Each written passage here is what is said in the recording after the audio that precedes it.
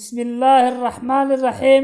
الحمد لله رب العالمين، والصلاة والسلام على أشرف المرسلين سيدنا ومولانا محمد صلى الله عليه وسلم. السلام عليكم ورحمة الله وبركاته. وحن هالكن كسلام يا لما صومالي محمد ميلول بيتشوغان وحكا ينوغسي سعون دونا إن شاء الله كبيدي دينيغاها اتحناها وحكا بيغمات ليدا هوينكا wuxuuna ka hadlayaa haweenka iyo sida diinta islaamku xaq weyn u siisay.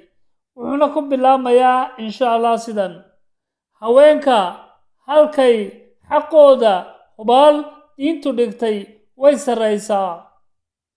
haddii salaada hoygeeda ay ku tukato, soonto, hubay dhowrsanaato, ninkeedana u hoggaansanaato, jannada albaabka doonto kagal la yiraahdaa. haweenka haddii ay odaygeedu raalli ka yahay, jannaday u hooyataa. haweenka jannada xural caynta way ka haybad weyn yihiin. allah u hibeeyey haweenka islaamka sharaf ku hagoogay. hormuud bay haweenku u yihiin halbeega nololeede.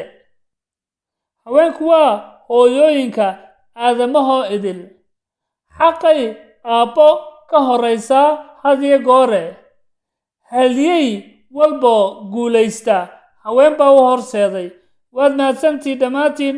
waxaan leeyahay haweenkeenna aan xaq dhowrno walaalayaal insha Allah.